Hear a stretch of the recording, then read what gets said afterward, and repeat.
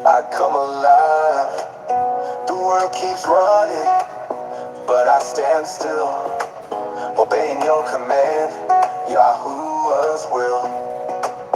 No working hands, no toilet ground, only peace and joy abound. A day of rest, a gift so true, Yahuwah, I delight in you. Shabbat shalom, a time of peace, a code of sign I will not cease. I lay it down, I leave it all, and in your presence I stand tall. No buy or sell it, just pure delight in Yahuwah's rest from evening light.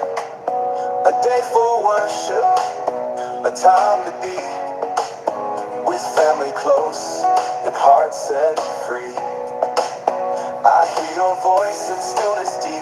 You call me close, my soul to keep. Your love surrounds, your spirit leads. You give me rest, you meet my needs. Set apart from worldly ways, I lift my voice in songs of praise. Your covenant forever stands. I trust, obey, and lift my hands. The work is done, the table set. Your Sabbath peace I won't forget. I breathe it in, I let it flow. A glimpse of what's to come, I know. Shabbat shalom, a time of peace, a Kodesh sign that will not cease. I lay it down, I leave it all, and in your presence I stand tall. From week to week this truth remains, a day of joy and touched by chains. Oh Yahuwah, my King, my rest, in your Sabbath I am blessed.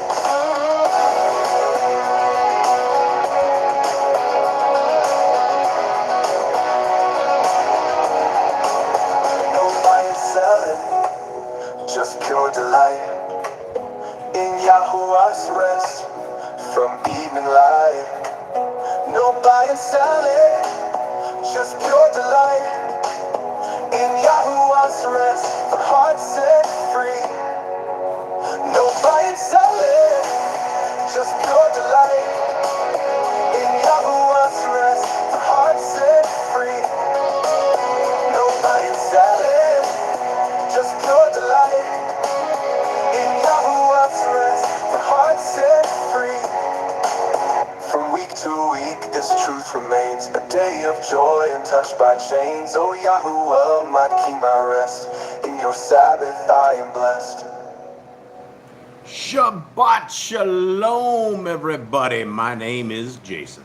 I'm Caden. I'm Jaden. I'm Nicole. I'm Eli. And we are the Yahuwah and the Torah channel.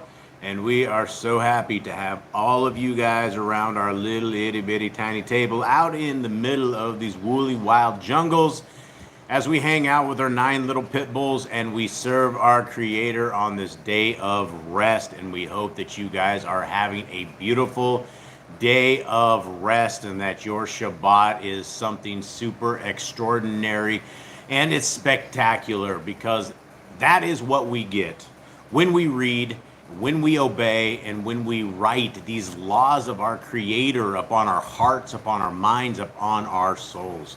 We have a different style of a life.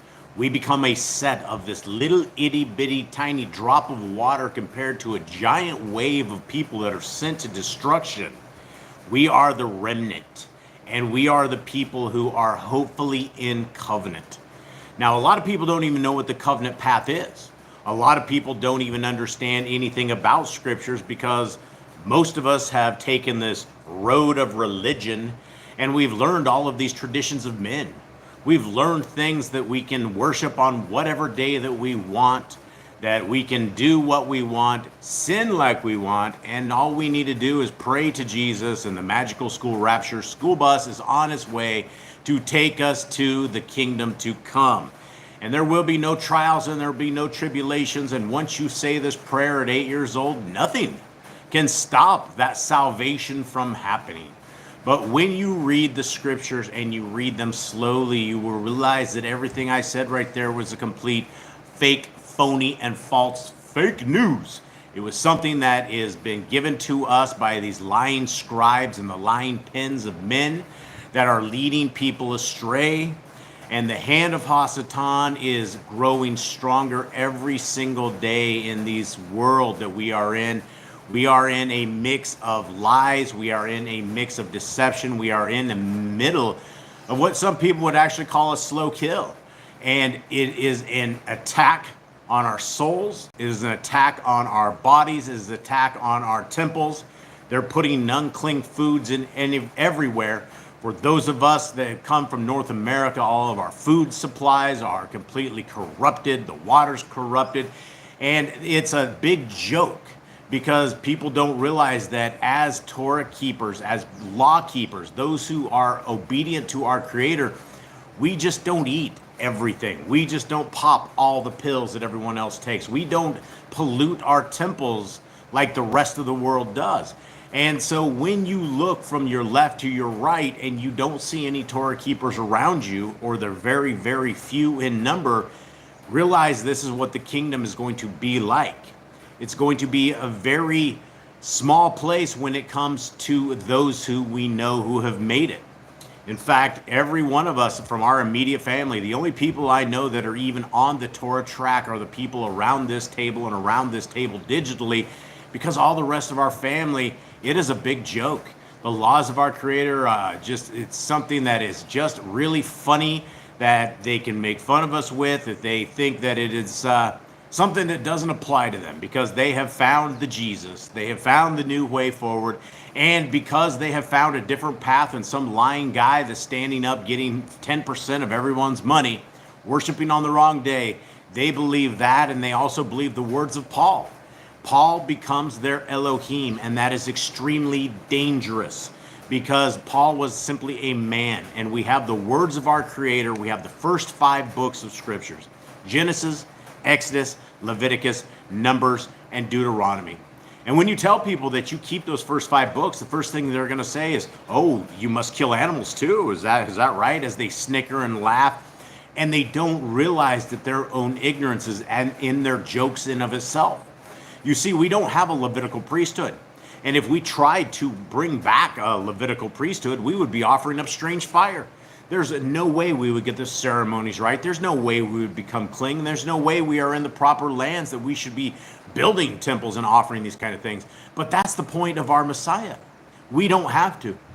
We ended up with a high priest that is a qualified high priest. In fact, he's not just a high priest, he's a Melchizedek priest. He is the one and only priest that has ever been bestowed upon us that doesn't have to create a sacrifice for his own sin and atone for his own sins before he can represent for the people. And so it is because of his sacrifice, it is because of his walk in the Torah that was a perfect sinless walk, that he is absolutely the representative for us now and for us in the future. So with that, much love to all of you guys sitting around this big table. We love you all. We can't thank you enough for being a part of our family. We are truly blessed to have all of you guys out there. Every single week when we do Shabbat, it is just an incredible endeavor. It is so nice to see other people that love the laws, statutes, and commandments of our Creator. And we, like I say at the end of all of these, I say, I hope we can high five each other in the kingdom to come and give each other big old hugs because we were obedient people of our Creator. And that is such a rare thing in this world. Cade, will you please open us up in prayer? Father, thank you for this day, and thank you for your Shabbat and bringing us all back together once again under united seeking of you, under united obedience of your day that you have said, celebrate this day and we will be your people. And we ask that your day has a ruach of rest, that you put your rest into us, that we have a recharge for trials and tribulations of the coming week. And we thank you for this day. Thank you for your Son. Thank you for the Torah. Thank you for always guiding us back here and bringing us all back together as a united family, understanding your word, your Torah, understanding how important your Torah is to our lives. And we thank you for all in Yeshua's name. Amen. Okay, so here we are. And we are just about to read something that is spectacular. These are one of my favorite verses in all of Scriptures. And what you guys are looking at right before your eyes is you're looking at the free, gratis, no cost. It is a app that is found on the Android store, and it is also found on the Apple store. So whatever devices you have, just type in Yah Scriptures, 2 words, and you will be able to find it. And what I noticed when I was actually looking now, we have people that are running ads. When you actually type Yah Scriptures in the Play stores, it will actually show you scriptures that are not ours. So scroll down to the very one that looks like ours, looks just like this app, and it's absolutely free of charge. There's no privacy things to it at all.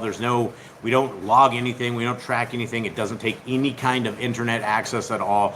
You can turn the fonts up really big so you can see them on all your devices. There's also free eSword modules that you can get for your computers and for any kind of eSword module on phones and various things.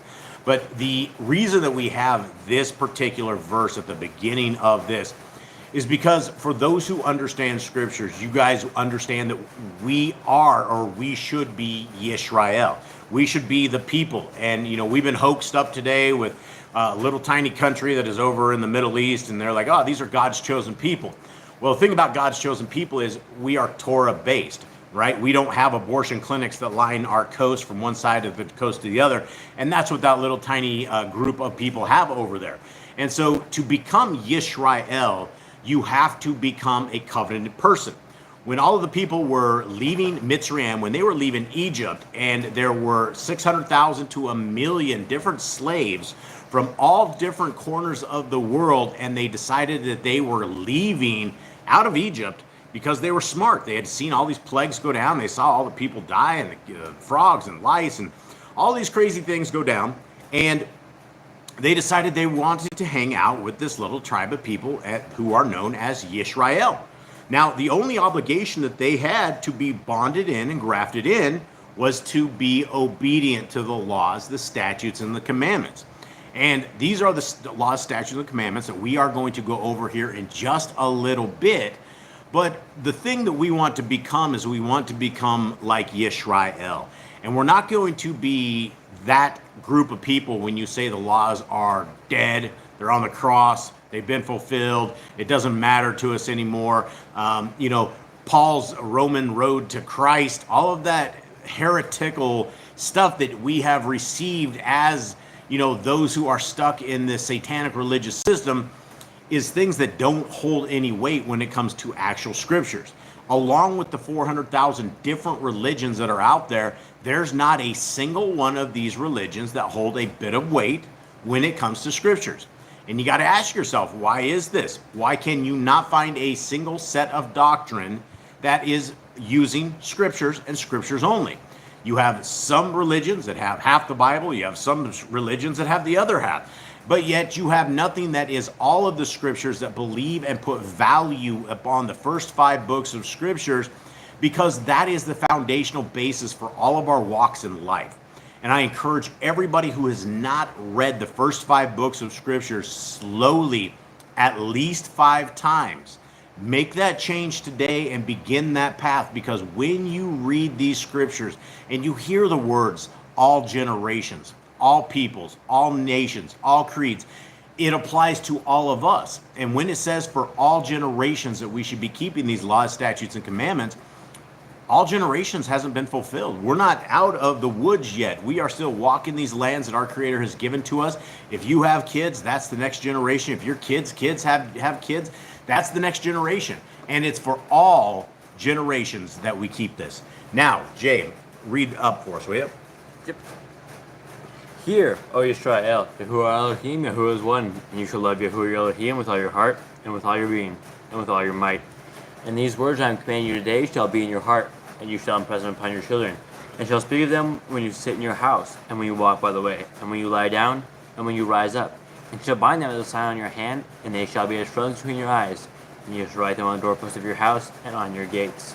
Now, this verse, in essence, essentially says that these laws, statutes, and commandments that we're going to be reading here in just a second, we need to write them on our hearts, impress them upon our children. We're going to speak of them when we sit in our house, not just on a Shabbat, but on every single day of the week. And they're so important that we bind them as a sign on our hand, and they shall be as frontlets between our eyes. What does this mean? It means that we don't do anything in this life unless we are doing it through the eyes of the Torah. It is our weaponry, it is our armor, it is everything that we have. It will give us health, it will give us spiritual wealth, it will give us everything that we need to make it through this kingdom, a walk that we're trying to walk right now and make it to the kingdom. Okay, so with that, Mr. Cole, will you please give a shout out to all of our brothers and sisters that are hanging? All right, we have Sue, we have Sarah and William, Gina, Candy and Ruby, Learning the Way, Yah Scriptures, Brandy and Danny Boy, and also Sue's son Alex. Amaya, welcome. Crystal, Yehoshua in Hebrew means salvation. Jeremy and Callan, Razul, Sylvia, Mr. Avador. Aviador. Yeah, I don't know what that means. I think he's been here before. I think he has too. I think he hasn't been around for a while. Welcome yeah. back. Welcome back. Jeannie, the Grand, the Judge, and I think that's everybody. If I missed anybody, I apologize. All right, and to everybody that comes in the future, much love to you guys out there. Thank you for being a part of this. I'm going to go back real quick. To all of you guys that have this little app right here, one of my most favorite spots is right here. The third little bar down, it has blog. Then it has Torah Commands. It actually is second bar down on this thing. Inside of the three little blue bars, purple bars, whatever color those are, this is the Torah Commands. And so these are these, the those in the Judaism, and, I don't say the J word on this because, in this funny world of censorship, it's real easy to get booted off the internet. And so I just say Zeus, and it keeps us a little safe. But in the religion of Judaism, they say you have 600 and some of these commands. And when we started going down this road, I don't know, 5 or 6 years ago, trying to figure out what the commands were, because there was no list of commands anywhere. It's just you either have the zoo list, and the zoo list was repetitive. It was basically duplicated. They weren't in order. And these are the laws, statutes, and commandments that we were able to find in the scriptures from the beginning to the end in the order in which we found them. And every time that we found a reiteration of it, we popped the verses in there. So this is, it's not like from the most important commands to the least important. It is that as the time that we were doing these, at the time that Yah was putting these forth, the first most important commands that you even see are the two top ones, which is to be fruitful and multiply. And without these two commands, then we're going to be killing off all our kids to Moloch. We're not going to be doing what our Creator has said to do, which is to multiply, which is to bring forth families and bring forth children and to glorify our Elohim in all of this. And so as we read through these Torah commands, guys, this is what we're supposed to have as frontlets between our eyes. When you go and make a business decision, when you go and make a big decision for your family, when you don't know what to do in life, this is the first place that we go to, is this list of commands. Now, we go through this every single Shabbat because we're hoping that as you guys hear these and as you guys write them upon your heart, mind, and soul, that they become something of a spectacular fashion to you guys.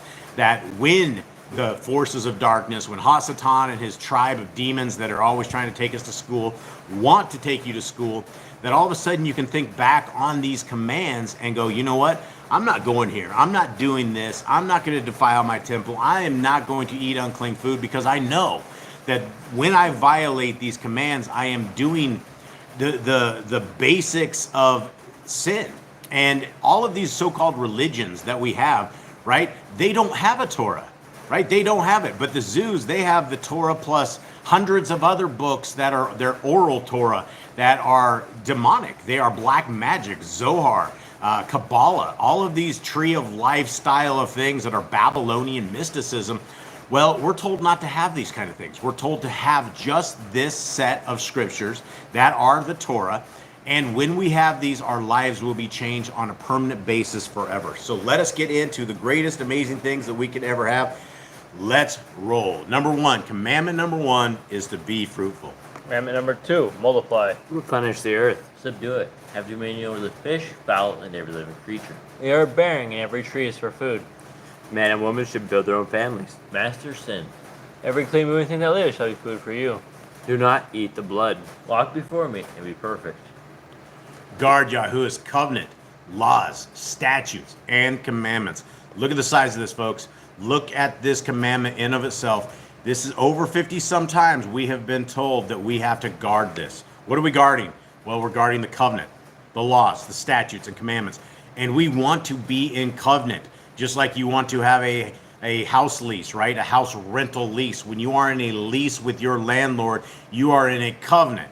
He supplies this, you supply the monthly, you take care of the lawn, he does this and that, right? The plumbing goes out, he takes care of it. That is what a covenant is about. And our Creator has said, when you guard this, I will walk with you. You will be my children.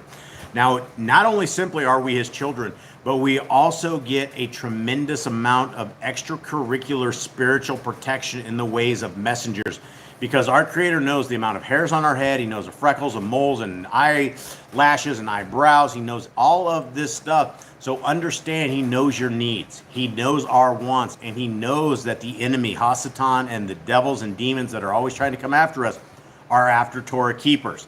So guarding these covenant laws, statutes, and commandments puts us in a whole different rank.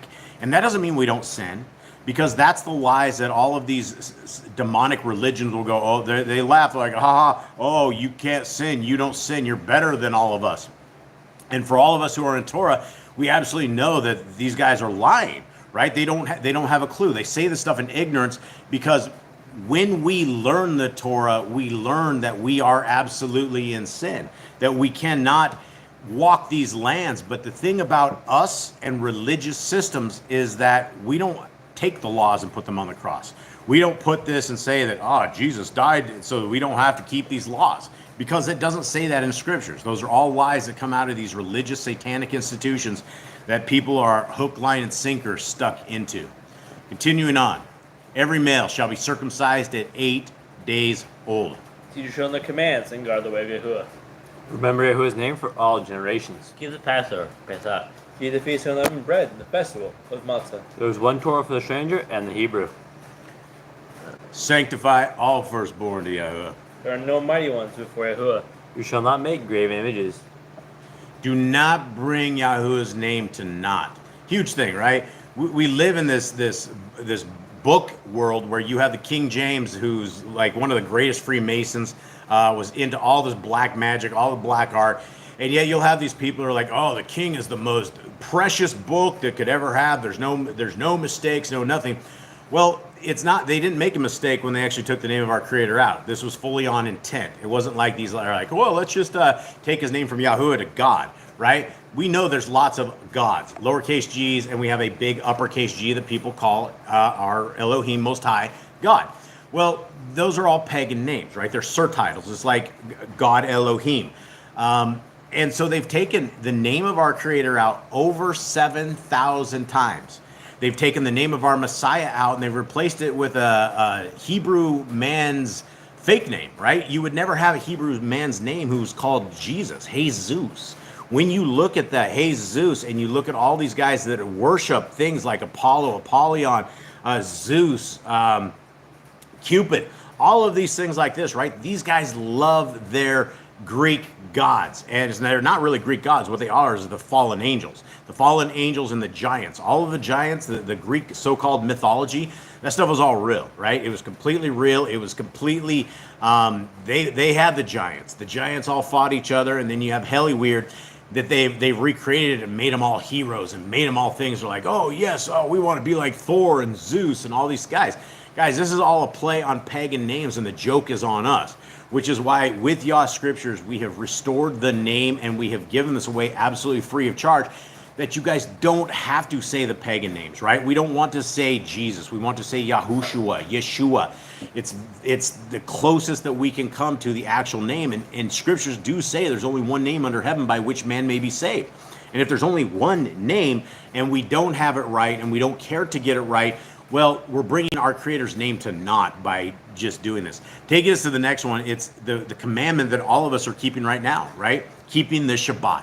Today is our day of rest. Today is a day that is given to our Creator. And our Creator has given it to man to recharge, to change our ways, to get spiritual, even more spiritual than the rest of them. And there's only one day a week that is blessed, right? We only hear of blessings that occur on one day of a week, and it's certainly not Sunday. It's not the first day.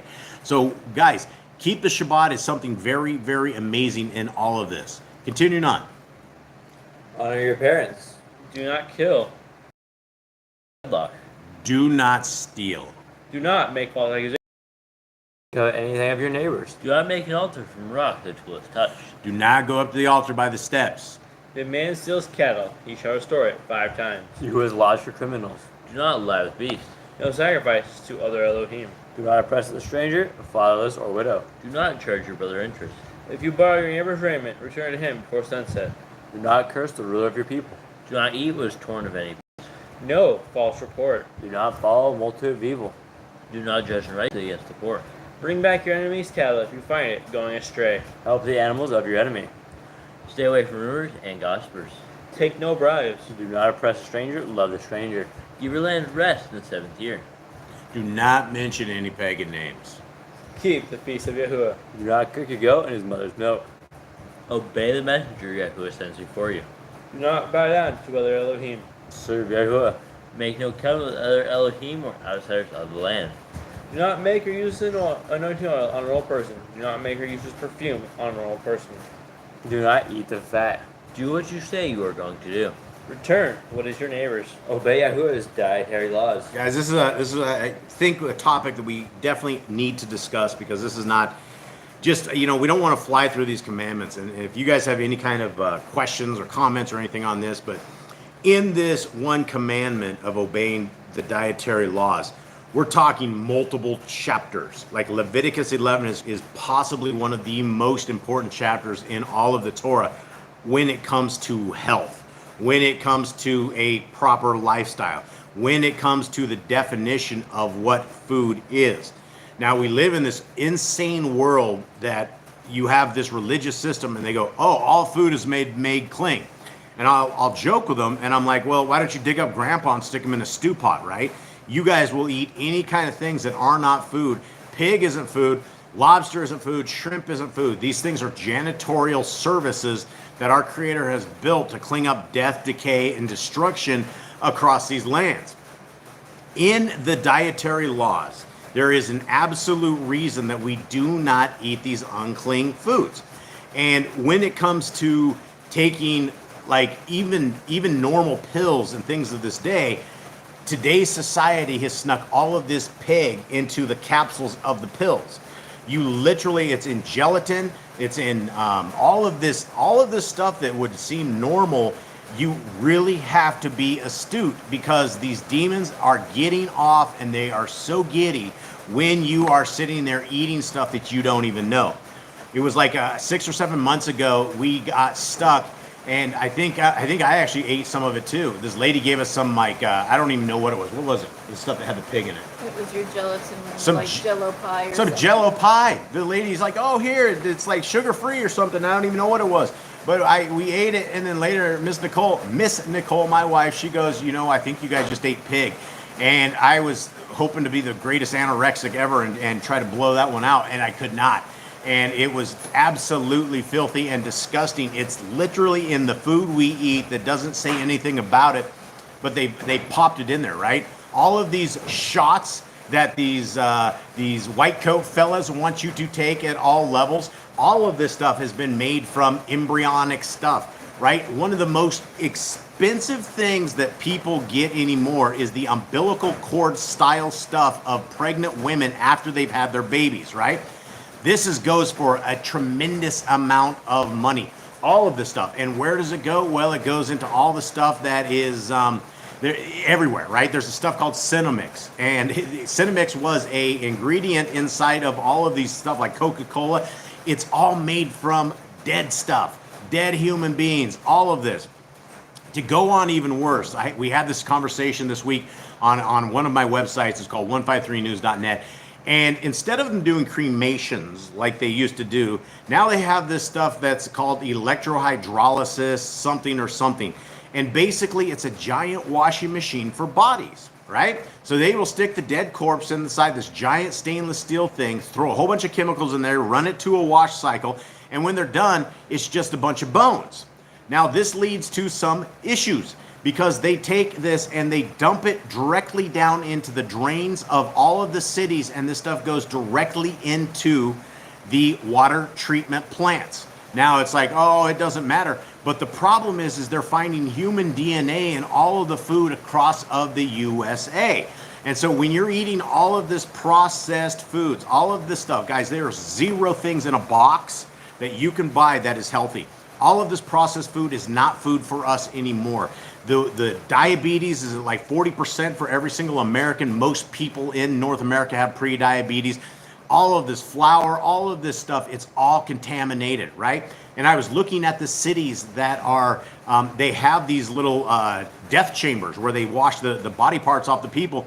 And they're in big cities, right? Next to Philadelphia, they have all these Cheerios plants. They have all of these different plants. So you're not just eating a box of Cheerios, guys. You are eating human DNA, because these guys don't go to the country and buy bottled water. They grab it from the tap, and all of these foods are just using this processed water stuff. It's all contaminated, guys. And so as we are trying to alert the people of Yah that we need to eat better, live better, and try to be more astute with all of this food, we have dietary laws. And the crazy thing, Leviticus 11, it doesn't even mention human corpses, because we have gone so far down the disgusting demonic rabbit hole that now they're just washing the humans off and sticking them in the drain, reprocessing the water. And so you guys get a drink of that water, and it's either laced with fluoride, contaminants, and various things, and we are just getting dumber, we're getting more cancer-ridden, and we are becoming sicker as the people of our Creator. So be very, very aware of all of this.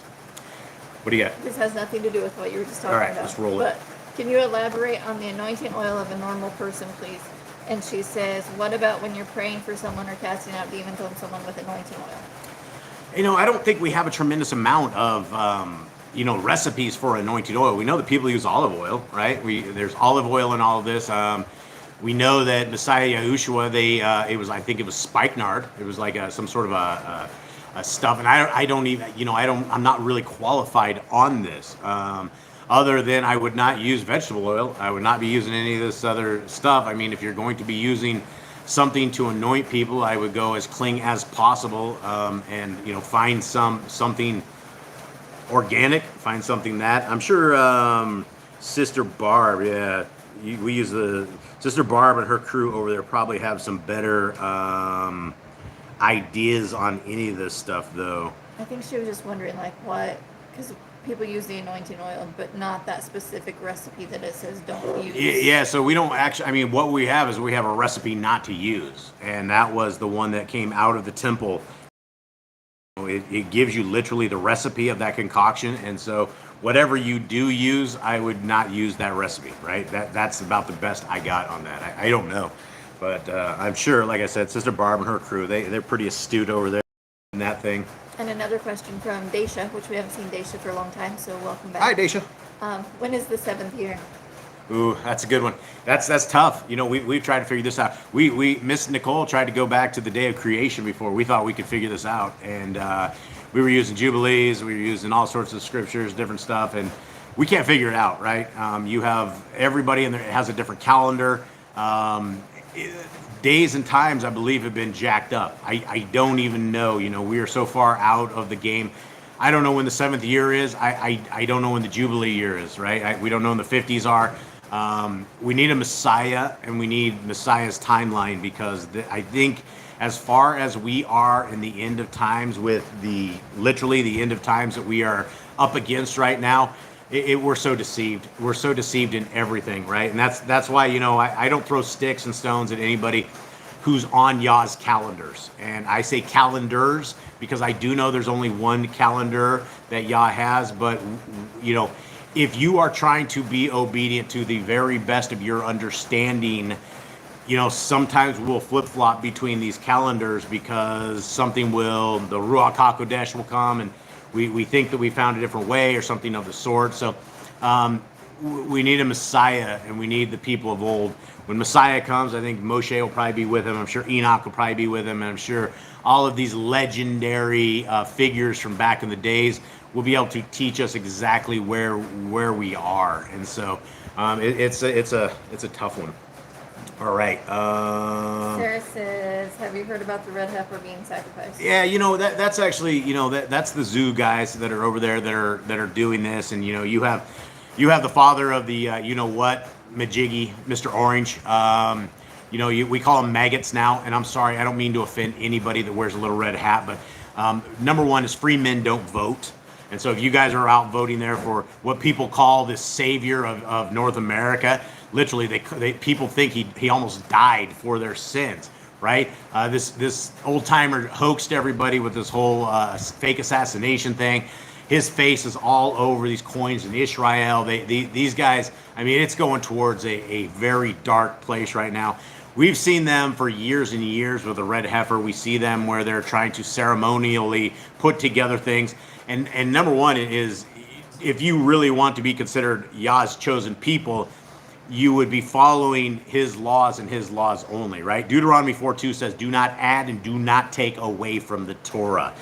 Everything outside of that, the Kabbalah, the Zohar, all of the oral Torah, all the Mishnah, all of this stuff that says some person's a goyim, all these people that say you can have sex with a 3-year-old girl, right? Those are all demonic books. Those are all things that the current day zoos, they keep. And so, you know, let prophecy go out, let them build whatever they think they're going to build, but they are not the anointed people, right? They are the people that are, you know, tricking the world right now. Synagogue of Satan. And we got to be very, very careful about, you know, even saying this stuff. Yes. Just reading your guys' comments here. Yeah, read it. About the piece and set apart days. We messed up. I stopped a while ago. Yeah, it's all, you know. Towards the end of days, it says that everybody gets these schedules confused, and I don't think there's a definitive way to do it, right? I mean, you have the way that Judaism does it, and you have everybody and their dog. I mean, I don't know how many different Torah-based calendars there are. There's a lot. There's probably at least 25 different calendars of various people that do things. Some guys swap the Sabbath day back and forth.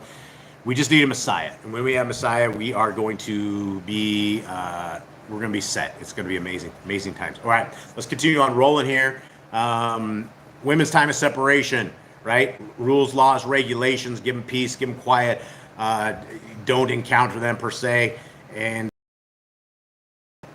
Obey Yahuwah's hygiene laws. Keep the Day of Atonement, Yom HaKippurim. Do not uncover the nakedness of your family. Do not take your woman's sister for wife. Do not lie with her uncleanness.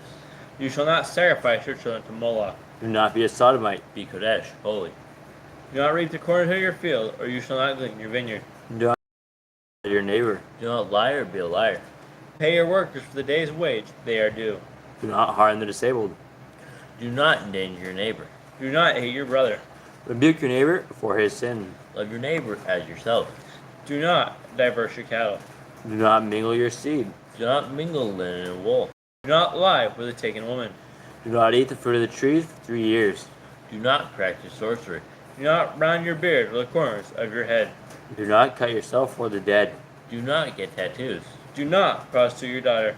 Do not defile your temple. Do not consult the medium. okay, defiling your temple, right? Let's just touch on that really quick, right? That goes back to that Leviticus 11 set of laws, to where it is really easy to defile our temples in this day and age without even knowing it. And it's something that, you know, as those of you who have followed this channel for a while, you guys realize that, you know, I talk a lot about diabetes type 2 because that is my current battle with life. And, you know, all the big pharma guys and all the doctors, my doctor said that if I didn't start jamming insulin, I was going to be dead. And so, you know, really, if what they say is correct, then I will be dead before January 6th of 2026. So if that's it, I'll see you guys on the other side. Much love to you. But I am hoping that is not it. And, you know, we have become a fasting family. And this week was a week that we actually refueled up, because for the previous weeks, we've had a 5-day fast, 4-day fast, 3-day fast. And it is every single time that we get deep into these fasts, our bodies are repairing themselves in a very tremendous way.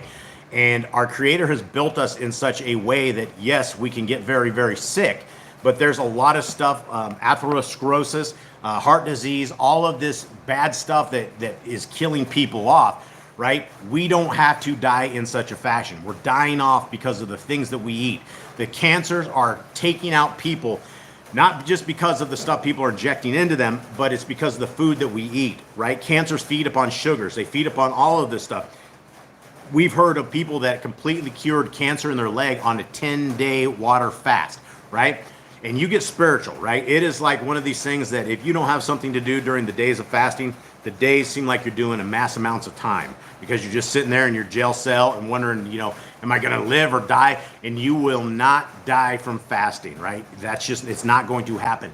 And so as a lot of us have ended up obese, a lot of us have ended up not doing the best with our temples, it's not over yet, right? We can absolutely uncorrupt ourselves, and a lot of it has to come down with holding back these kind of things that were defiling us. And as I am losing weight, trying to get my body back, trying to get this diabetes to completely reversed, it is working. It is definitely working. A lot of the signs of the sickness that I was having have disappeared. I'm not out of the woods yet, but I'm still about 50 pounds way more than what I should be. And as we are fasting, praying, seeking our Creator through all of this, it's healing me. And so I would like to be the I don't know, what is it? The example. Thank you. I'm getting old here too. I would like to be the example that we can absolutely change the way that we eat, change the way that we live, and change the way that we are as a people of Yah. So we got to make sure that if we are sickly and obese, that, if you want to change that, it is a changeable thing. It's not something that we have to live with. It's not something that we should be living with. And when we get sick like this, then we fall into the hands of these psychopaths in the white coats, right? And then all of a sudden, they have the answer, right? You have depression, they got an answer for it, right? You got some sort of blood disorder, they got an answer for it. You got this. I mean, they have a pill for absolutely everything. But at the end of the day, our Creator has given us the mechanism and the ways that we can get better and to undefile our temples. And so, guys, I just wanted to keep that out there and encourage any of you guys that are struggling with any of this stuff to give some fasting a little bit. You don't have to go on a 5-day water fast to begin with. You can do, start with a 1 meal a day. 1 meal every other day is a little tough, but it's something that you will lose a lot of weight and you will feel a lot better. Continuing on. Hold on. Hold on. I have a question. What you got? Go back and find it again. Can you explain not eating the fruit of the trees for 3 years? So that comes down to the strength of the trees. You guys remember this when we went through all this? Yeah, I do. Hit it, Joseph. So basically, when they were going into the land, or when we plant trees, we are supposed to let the trees grow for 3 years, and there's another 2 years after that, basically to give the trees rest and power to grow the fruit, because when they grow the fruit, they lose their power to want to eat the fruit until after a certain amount of time. Yeah, and so it's more of a when you don't pluck the fruit off of the trees and you let them be strong, they grow stronger. And so this is an agricultural thing that you're actually making. It's a guide to gardening. Is what it is. And so, yeah, just don't, when you have new trees and stuff like that, don't take off the fruit for the first 3 years. I think it's actually 5, isn't it? Yeah, there's like another 2 years after that. Yeah, Just like, wait. 2 years after that. So really the fruit that comes its strongest in like year 4 or 5 is when it actually becomes stronger. And if I remember right, somebody said that it makes it taste better too. It gives it the more flavor the longer the it waits. Yeah, it's like steroids for your plants, right? You don't rip off their muscles and things of this nature. All right. Anything else? No, we were just talking about fasting. I think that's it. Okay. And for you not to do the insulin because it's full of pig, but we already knew that. Yeah, and it's not just that. I mean, you can't trust anything after this decade, right? And again, I got to be very careful what I say here. But after this last decade, for those with eyes to see and ears to hear, you know exactly what I'm saying, is all of the same mechanisms of that thingy that everybody was forced to get. It's now inside of all sorts of stuff, right? You even have psychopath Bill Gates. He's spraying stuff on plants. I mean, this guy he can't quit. Old Billy Bob, he just runs it, man. This guy, just look at there's a news article yesterday. He has like a new super yacht that's run by nuclear power. It's like $700 million super yacht. This dude's out there just like, a couple of pies to the face, and this guy's like trying to kill off the world. So, all right, here we go. Do not consult the mediums. Respect your elders. Have correct weights and measures. Do not walk in the manners of the nation. Keep the feast of first fruits. Shavuot, overcount Pentecost. Keep the feast of trumpets. Yom Teruah. Keep the feast of Sukkot, Shem Yatzeret. If you bless the name of Yahuwah, you shall be put to death. If you kill your neighbor's animal, you must give him another. Repay injury for injury. Honor the Yobel, Jubilee year. Confess your sins to Yahuwah and repay who you have trespassed against. The Torah being Red Heer. Wear zizi on the four corners of your garments. The Torah, whoever touches a corpse. Baal Yahuwah is Torah of inheritance. Law of keeping your oath to Yahuwah. Do not add or take away from the word. Huge stuff, right? Huge stuff, right? This eliminates 100% of these religious systems, right? You can't become a Catholic and keep this commandment, right? You go into a little box with some pedophile fella that is, hasn't seen a woman in 45 years, and he's sitting there absolving you of your sins, right? Telling you to say 7 Hail Marys. You can't become a Christian because you will go and start worshiping on a sun day, the day of the sun, the Sol Victus. You can't become a Muslim, right? Because you would be going 7 times a day towards the south or to wherever the temple is. You'd be praying on this stuff. Every one of these things we're adding to and taking away from the word. And so if we want to become astute, covenant-based Torah keepers, we have 5 books of scriptures. This is what our scriptures are. Anything outside of this is outside of it. You know, you read a lot of these books of Paul's books, and it's confusing to people. Excuse me. He says things like, a widow is not a widow unless she is qualified. She has to have this, and then she's qualified as a widow. He has things about women not speaking in an assembly. And you're like, wow, where did this come from? You have head coverings for women, for men, all of these other things. And you're like, where did this come from? Well, it comes from Judaism. It comes from the Mishnah. It comes from all of these extracurricular books that we are told not to add or take away from. And so in the event that if we were, you have all of these people that love Paul, but yet if they really wanted to follow Paul, they would never be speaking in an assembly if they were female, right? And imagine this. We don't have that, right? We wouldn't have the female people that were teaching other females and teaching the children, right? Because they wouldn't be speaking in an assembly. These are the things that it becomes very sketchy when you take a man's words, like Paul's, over the words of our Creator. So we have to be very careful, and this is why I always encourage people to read their scriptures, right? Read the first 5 books of scriptures as a foundational, fundamental, value-based setup, a concrete rebar flooring system that is unable to be broken through. Because once you have it, and you hear things like a widow has to be qualified and all this other stuff, then you're like, wow, that's weird. Who says this? So we got to be careful. And that takes us to guarding our soul, right? The next commandment. It's a small one per se, but yet when there's 3 things in this world that I count as the greatest of everything. Number 1 is the Torah. Number 2 is our Messiah. And number 3 is us as a soul, as humanity. We have been given these 3 things. And imagine if you had a soul without the Torah, without our Messiah, right? Okay, where are we going? We have no idea where we're going to go. The chance that we have at guarding our soul depends upon our loyalty to our Creator. And our Creator has been very, very loyal to all of us, right? Every single breath that you take is loyalty in action. Every time that we are able to wake up in the morning and have another day upon these lands that our Creator has given to us is loyalty that our Creator has built a great design. Our hearts are beating, our bodies are working and functioning. And sometimes we get sick, right? Sometimes we do things in our lives that make us sick. But the one thing that we will take out of this world is not your cars, it's not your money, it's not your family, unfortunately. You're not going to walk out with them, but you're going to walk out with your soul. Your body's going to die, it will decay from dust to dust, and now here we have our souls. Where are we going? And have we done enough on these lands to protect and to guard our soul? Very, very important. And that takes us to the next one, learning to fear Yahuwah, right? Do we have our fear in Yahuwah, or are we living our best life now? Are we the Joel Osteens of this world? Do we love this Christian world where we are sucking down our pork chops, laughing at the face of the commandments of our Creator, nailed the laws to the cross as we think some guy named Jesus has ripped the laws to shreds? Insane. Learn to fear Him. Continue on. You shall love Yahuwah with all your heart. Bind the laws upon your hand and the fronts between your eyes. Write the laws on your doorposts. Do not tempt Yahuwah. Do what is right and good in the sight of Yahuwah. Do not be afraid of your enemies. Remember Yahuwah. Circumcise your heart. Cleave to Yahuwah.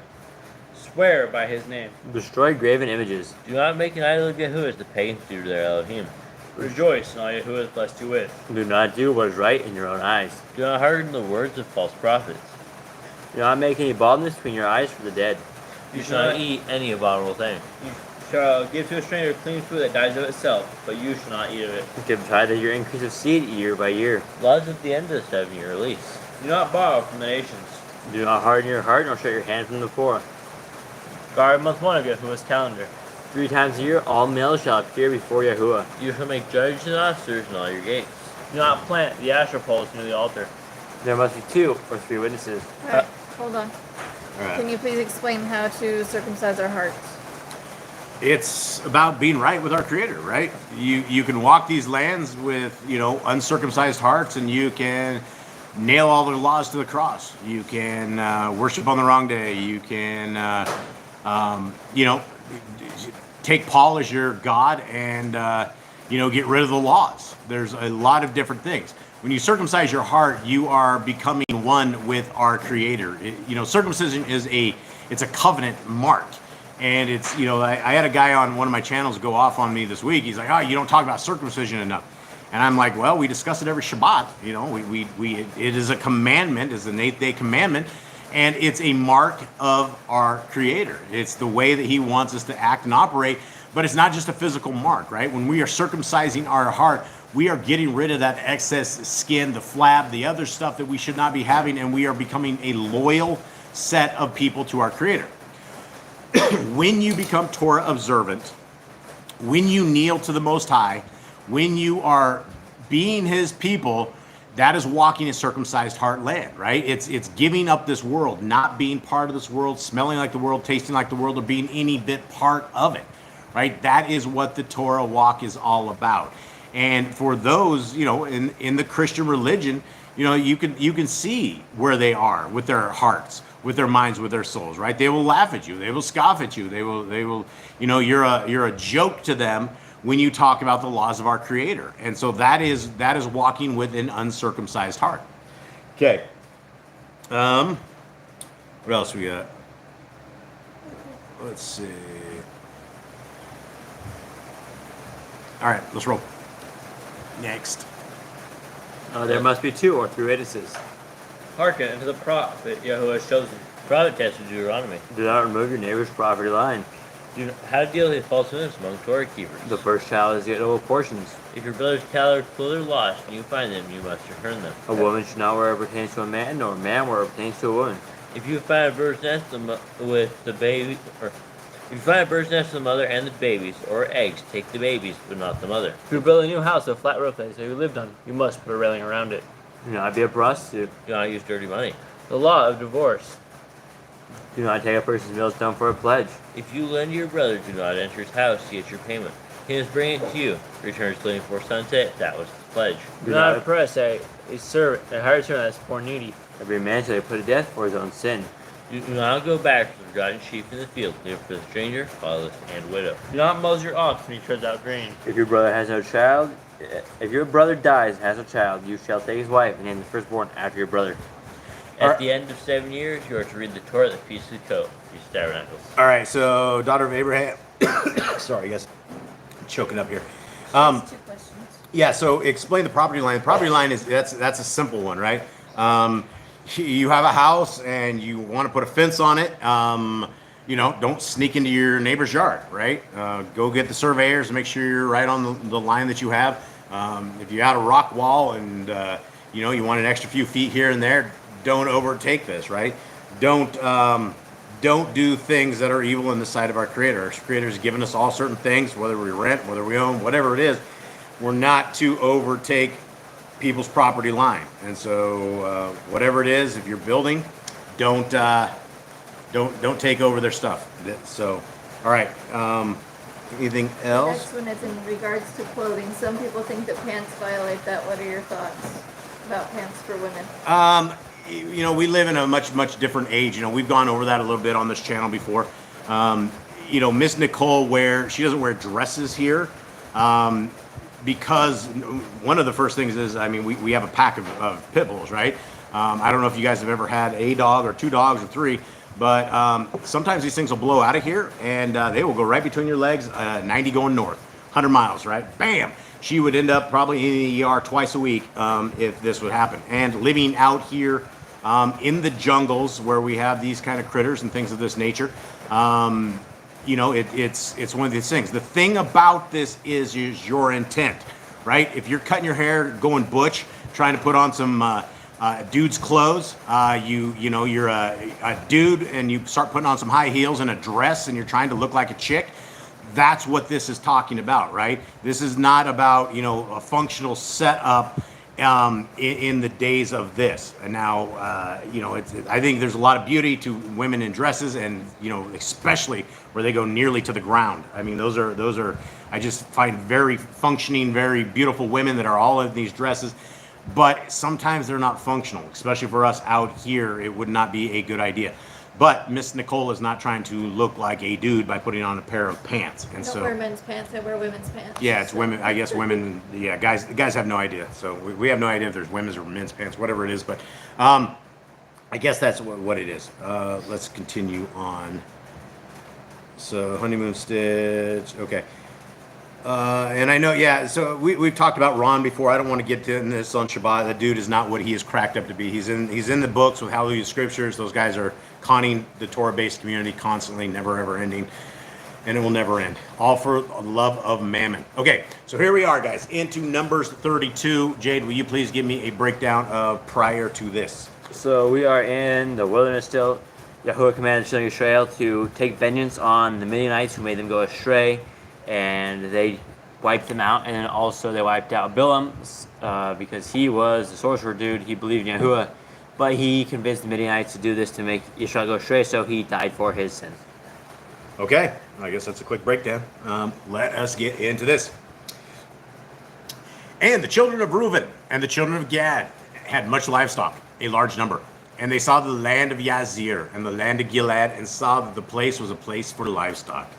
So the children of Gad and the children of Reuben came and spoke to Moshe and to Eleazar the Kohanim, and to the leaders of the congregation, saying, Ataroth and Divon and Yazir and Nimrah and Keshbon and Elilah and Sevenim and Nevo and Beon, the land which Yahuwah had smitten before the congregation of Israel, is a land for livestock, and your servants have livestock.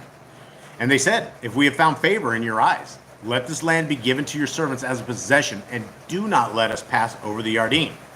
And Moshe said to the children of Gad and to the children of Reuben, Are your brothers to go into the battle while you yourselves sit here? Now why do you discourage the heart of the children of Yisrael from passing over into the land which Yahuwah has given them?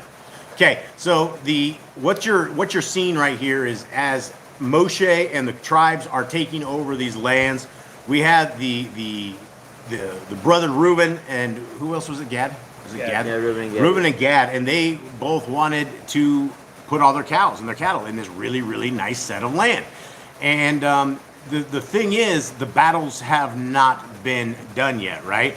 And in fact, even to the days of Joshua, the battles have not been done. But especially right here, there is a lot of things to get going. And so Moshe gave a very good question, like, what do you guys plan to do? Do you just want to kick back and let all your other brothers and such go through and fight them? And he also went and he's like, why are you discouraging the hearts of them? So, this was evil in the sight of Moshe. 8, thus your fathers did when I sent them away from Kadesh Barnea to see the land.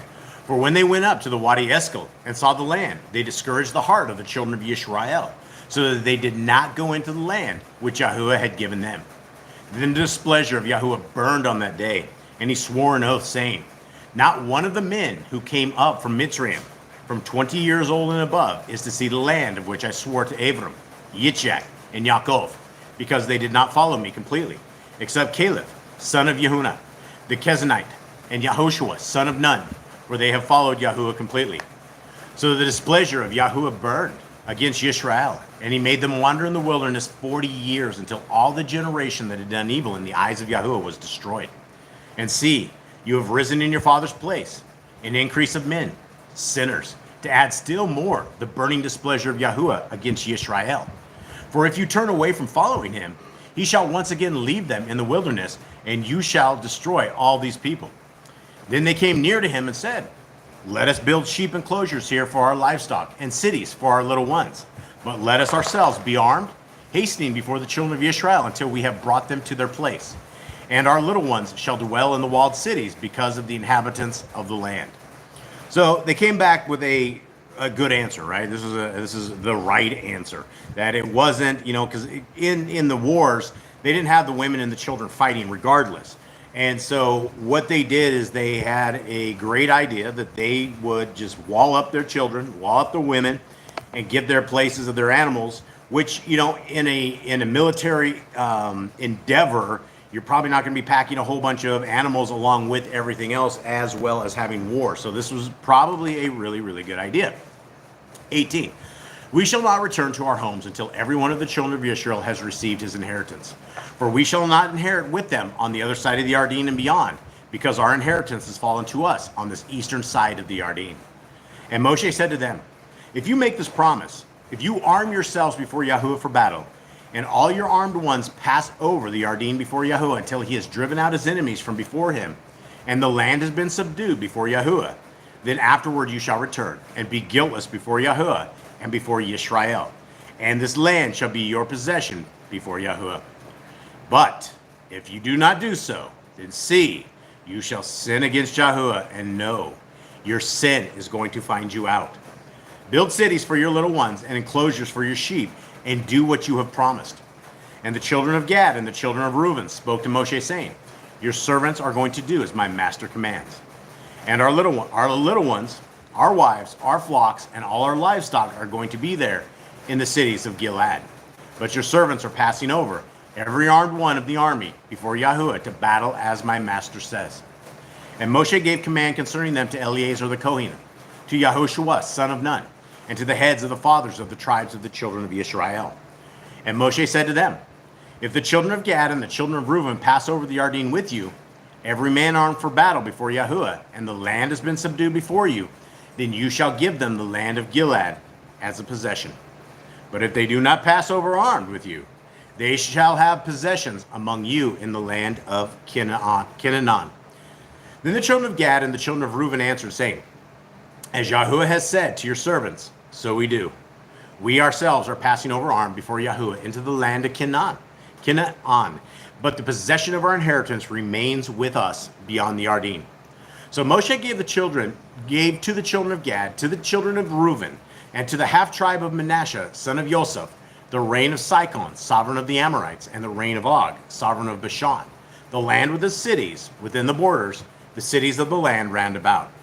And the children of Gad built Divon, and Atroth, and Erar, and Atroth, and Shaphan, and Yaezer, and Yogbeha, and Beth Nimrah, and Beth Haran, walled cities and enclosures for sheep. And the children of Reuben built Keshbon, and Elah, and Kirathaim, Nebo, and Baal Meon, the names being changed, and Shivna.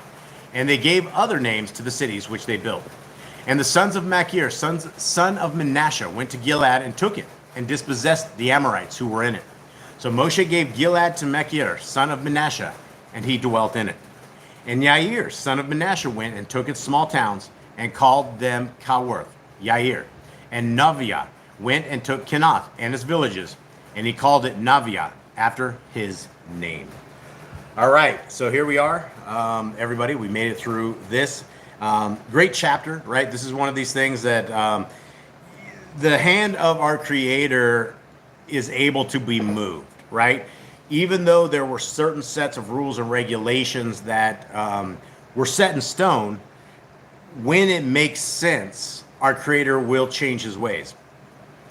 He also did this for the girls that were, they didn't have an inheritance, right? They had lost all the inheritance, and so the gals went to Moshe, and they asked for the inheritance, and the rules were changed, and the way that an inheritance falls, if there aren't sons, they can go to the daughters. They can go to these various places. And so it's amazing the things that prayer will do. It's amazing that our Creator is able to move and maneuver with his people. He will maneuver with us as well. Obviously, you know, in times of struggle and tribulation, there's a lot of fluidity that our Creator has. And so, you know, when in doubt, seek Yah out. Pray and see what he is willing to change and see what he's willing to do for us. Okay, let us continue on to this. Jay, will you please give us a good breakdown of Luke 13:4?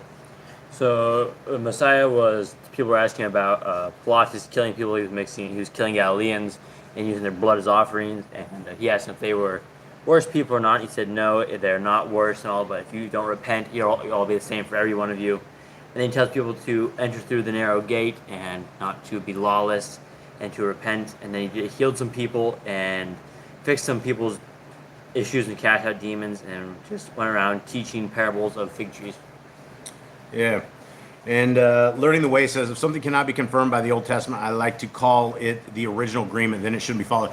You know, that's a thing, you know, in education, they have this thing called biblical hermeneutics. And I love that word. And it is one of these things that is it's when the precedent of the past is set in scriptures, it can't be changed. Say, for instance, that the Bible calls the children of Israel a field of daisies. You can't say that the children of Israel is a boulder of rocks, right? That's not the comparison that we have. And that is why we have the Torah, is because all of these things up in Torah are posts for life, right? And this is why we have things do not add to and do not take away from the Torah. And, you know, you have our Messiah, and our Messiah does a lot of amazing things in his writings, in his walk, that we learn certain aspects of the Torah and a better way that we should have been following them. Back in the days of Moshe, we have just the straight truth of the Torah, right? It's this is the way it is. This is the, you know, we have things on divorce, we have things on marriage, we have things on here and there. And Messiah puts it up a little bit differently, right? And he gives us a little more insight into the Torah. And there's nobody more qualified than our Messiah to actually deliver this to us. Because our Messiah was with his dad long before creation, right? We don't have no idea how many billions of years or what his life looked like prior to him coming down as a baby here for us and starting this path. But we do know that he knows his dad very, very well, which is why he is very, very qualified for all of us for all of this stuff. And so, yeah, hermeneutics, Sister Barbara always comes up with this. I didn't know this, but I still like the word hermeneutics. I didn't know it came from Hermes, pagan deity. I got that actually from Jim Staley, which I probably shouldn't have, but I still like it. And so in education, what it essentially means when you come from that world of doctrinal views is what's set in stone to begin with has to be the same thing as it goes through completely. Okay, let us get into this and roll this. Lucas 14. And it came to be, as he went into the house of one of the rulers of the Pharisees to eat bread on the Shabbat, that they were watching him closely. And see, there was a certain man before him suffering of dropsy, from dropsy. Now, dropsy is one of these interesting things that can get you kicked off YouTube real easily, because this has been one of these things of this decade, right? We had a lot of people all of a sudden develop the dropsy, and they don't know why. Nobody can figure it out, and everybody's just getting sick. Everybody at 8 years old is having heart attacks now, so I'll stop with that. 3, and Yahushua responding spoke to those learned in the Torah and the Pharisees, saying, is it right to heal on the Shabbat? But they were silent. So taking hold of him, he healed him and let him go. And to them he said, which of you having a donkey or an ox that has fallen into a pit shall not immediately pull him out on the Shabbat day? And they were unable to answer him regarding these. And he spoke a parable to those who were invited. And when he noted how they chose the best places, saying to them, when you are invited by anyone to a wedding feast, do not sit down in the best place, lest one more distinguished than you be invited by him. And he who invited him, he invited you and him, come and say to you, give this one place, and then you begin with shame to take the last place. Rather, when you are invited, go and sit down in the last place, so that when he who invited you comes, he shall say to you, friend, come up higher. Then you shall have esteem in the presence of those who sit at the table with you. What's the modern name for dropsies? I think it's palsy, isn't it? Palsy. Yes, it's not cerebral palsy. It's a palsy of some kind. I think cerebral palsy is the one with the hands. I think the one where your face goes down the whole right side, right? Like everybody started getting them. All the celebrities started getting really super sick. Celine Dion can't even speak anymore. All these people, they were all part of their hocus pocus. Okay, continuing on. 11. For everyone who is exalting himself shall be humbled, and he who is humbling himself shall be exalted. And he also said to him who invited him, when you give a dinner or a supper, do not ask your friends, nor your brothers, nor your relatives, nor your rich neighbors, lest they also invite you back, and you be repaid. But when you give a feast, invite poor ones, crippled ones, lame ones, blind ones, and you shall be blessed, Baruch, because they do not have to repay you, for you shall be repaid at the resurrection of the righteous. And when one of those who sat at the table with him heard this, he said to him, Baruch is he who eats bread in the reign of Elohim. Wow, this is what we're all looking for, right? All of us are looking for this moment. And I won't say magical moment, because magic is all a thing of sorcerers and wizards and all this other stuff. But for us, it'll be a Yah's magical moment, right? That we eat bread in the reign of Elohim. Imagine this, right? Imagine these mansions. You know, not only do we have our Messiah talking about mansions that our our Father has prepared for us, but you also get this in the book of 2nd Ezra, and you also get this in the book of Enoch. It reiterates that there's a place, right? There's something good for those who make it through these testing grounds. And so, you know, the most depressing part about this world that we are in is the darkness and the demons and the monsters and the people that have chosen the opposite path of our Creator. And we live in this world to where it is becoming more and more and more obvious that all of these Luciferians are just, you know, they're very content with this. And, you know, when the contracts to the devil are over, the devil's taking them all home. Just this last week or so, we got rid of 3 massive Satanists. We got rid of Ozzy Osbourne, some other Satanist, and then Hulk Hogan. Every single one of these have taken the souls of men and have corrupted them. And we have a mansion to look forward to, right? We have something that says, blessed are us who eats bread in the reign of Elohim. I look forward to it. And I look forward to hopefully seeing all of you guys there and congratulating all of us on a certain path, a remnant walk that we have. 16. But he said to him, a certain man gave a great supper and invited many. And he sent his servant at supper time to say to those who were invited, come, for all is now ready. But one by one, they all began making excuses. The first said to him, I have bought a field and I need to go and see it. I ask you to have me excused. And another said, I have bought five yoke of oxen and I'm going to try them out. I ask you to have me excused. And another said, I have married a wife, and because of this I am unable to come. And the servant came and reported this to the master. Then the master of the house, being wroth, said to his servant, hurry out into the streets and lanes of the city and bring in here the poor and crippled and lame and blind. And the servant said, Master, it is done, as you commanded, and still there is room. And the master said to the servant, go out into the street corners and the hedges and compel them to come in, so that my house is filled. For I say to you that none of those men who were invited shall taste my supper. Okay, what can we make of this, right? Well, we have all these people. My dear old mom, I tell her about Torah all the time. And she says, no, the laws have been nailed to the cross. She has been invited, but she simply says that her fridges are full of pork. She doesn't need to know the laws of our Creator. There's 10 commandments, and even the 4th commandment, which is a Shabbat, she doesn't have to keep, right? What about all the people that hear the voice of our Creator but decide they're going to go do something else? What about those of us that are sitting here watching horrible movies, horrible shows, living a horrible life? We've all been invited, yet most people do not make it to this marriage supper. Most of us have too many things in our lives. We're living our best life now. We're too concerned about wealth. We're too concerned about reputation. We're too concerned about all of this to be walking down the road in a pair of seats as we obey the commandments of our Creator, as we look completely different than everybody else, right? All of us have this invitation. The entire world has, but just like the book of 2nd Ezra, the people that are saved are a drop of water compared to a wave. Think about that, guys. Think about it. There's not a lot of people saved. Matthew 7 very clearly says that a lot of people, there's a gate. A lot of people make it through the gate, but they fall to the left and to the right on the path of destruction, and most don't make it. We're told over and over in scriptures that most people don't make it, but yet there's billions of religious system people that believe they're all saved and nothing can ever snatch salvation out of the hands of our Creator.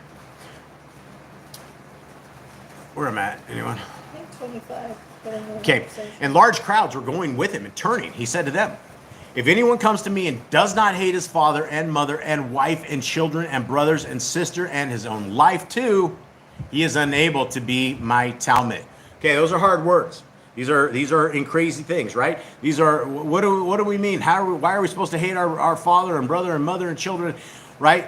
So a lot of the people in this description list are people that are not Torah observant people, right? They will not be the people that are chosen. And so, what's that? What you got, Mr. Cole? Raw food. Raw food's raw life. Is that Paul? These are supposed to be sewn into the hem of garments, not just dropped to belt loops. Just saying. If you have some scriptures, why don't you drop that in? I'd like to see those scriptures. Continuing on, if anyone comes to me and does not hate his father, mother, brother, children, sisters, all this, right? How is this possible, right? Because our Creator's Son came and he says he's here to sow division. He's not here for unity. All of our people, all of these things that we are to have, you know, my mother isn't going to make it, right? There is division between my father and mother.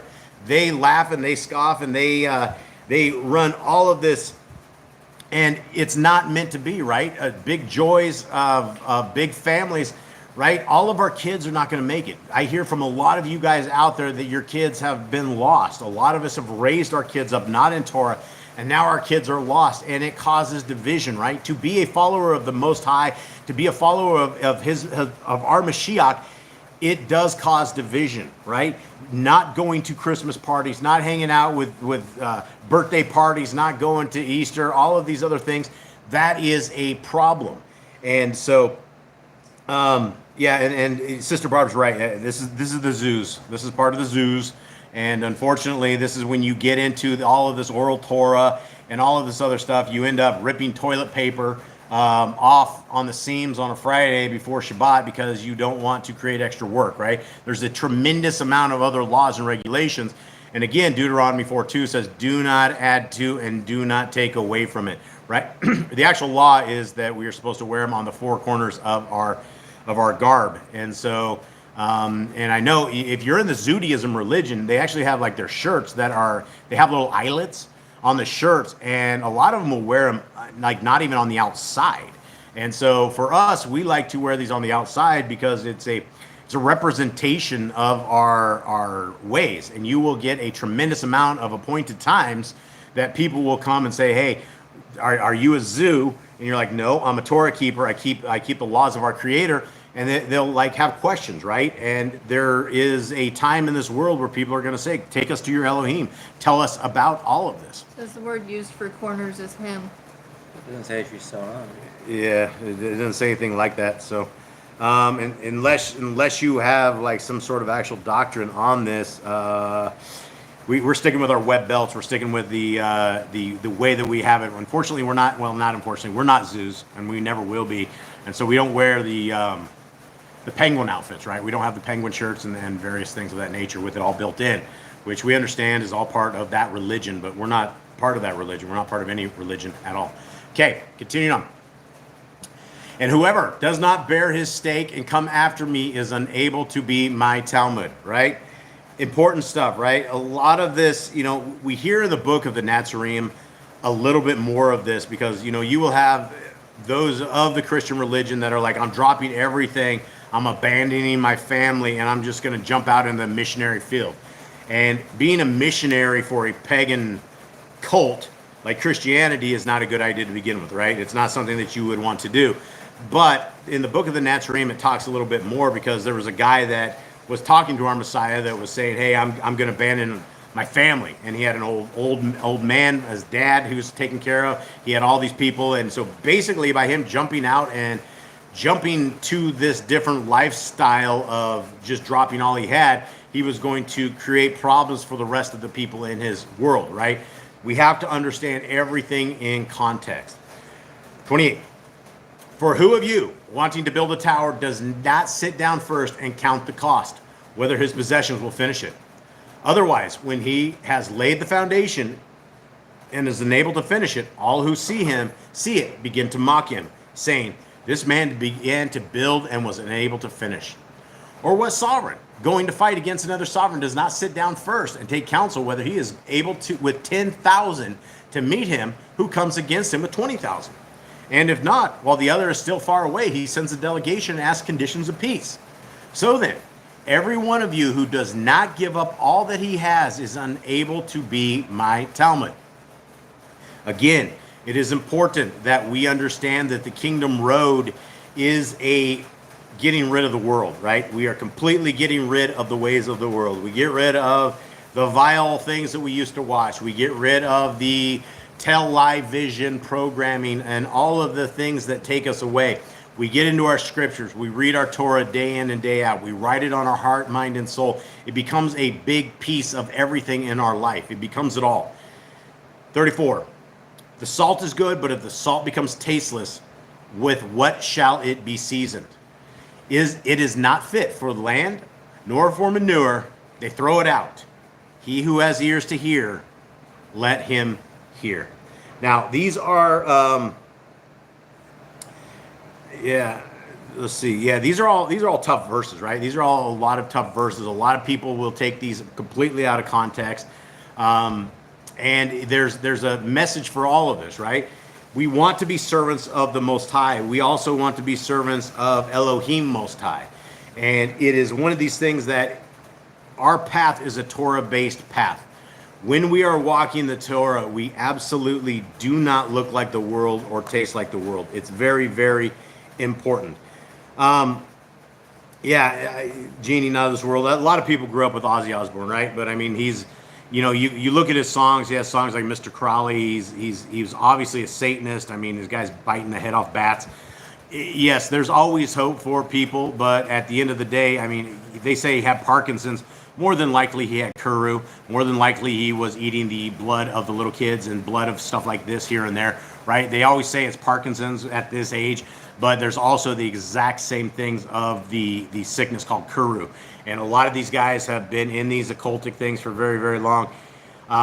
It's very, very doubtful he went anywhere other than the pits of hell. And at the end of the day, the corruption that he has done to the world and the darkness and the souls that he has marched into hell, I would say it's probably an adios for that dude. Same for Hulk Hogan, right? All of this stuff. So I'm sure we can long for them, but according to the book of Nazarene, don't be sad for. Actually, it's the second book of Ezra. Don't be sad for those who are lost. Be rejoiceful for those of us who can be saved and those who are rejoicing in all of this. Okay, all right. Let's finish this up. Jade, will you please bless our brothers and sisters? Yehovah barak you and guard you. Yehovah make his face shine upon you and show favor to you. He will lift his face upon you and give you peace. All right, guys. We love you guys very, very much. We thank you guys for being a part of this reading with all of us. And shalom, shalom.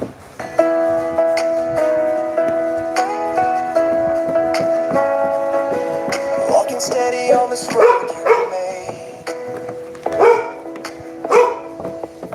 Every step guided by your ways. When I listen close, I understand all your truth held in your perfect plan. Rising higher than before, lifting praise from deep in my core. Lifting praise, Yahuwah, your presence sets me free. Dancing wild 'cause you're all I need. My heart alive with pure delight as I move within your light. Dancing, praising, celebrating. Your ways are true and I'm not waiting to lift my hands to you.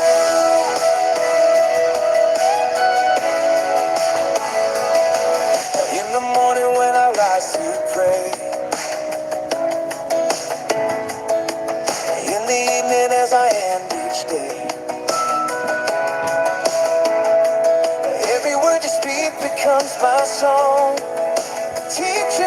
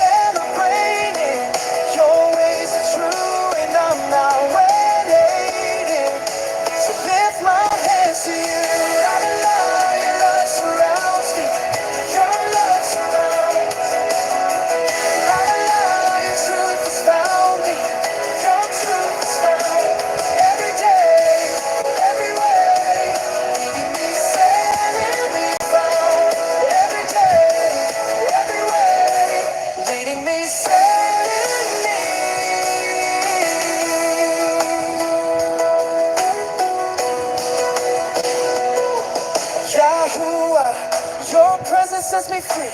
Dancing wild, cause you're all I need. My heart alive with pure delight. As I move within your light. Dancing, praising, celebrating. Your ways are true and I'm not waiting. To lift my hands to you. To lift my hands to you. Forever lifting praise to you. All right, beautiful family. I saw your comment in there. Dogs are getting wound up. No, it's not biblical to have women in the military at all. It's not biblical to send your kids to government indoctrination camps either. Women are getting raped. It's a horrible thing. You should not. That's like putting on man's clothes, right? Going to war. Any of the stuff. We have no biblical. We have no. You know, there's no reason to ever do that, right? It's homeschool your kids. Don't send your women off to the military. So, guys, may Yah bless you and keep you. May His light forever shine on you. May the word of the Torah forever be a light to your path, and may Messiah Yahushua always be our salvation in everything we do. Much love to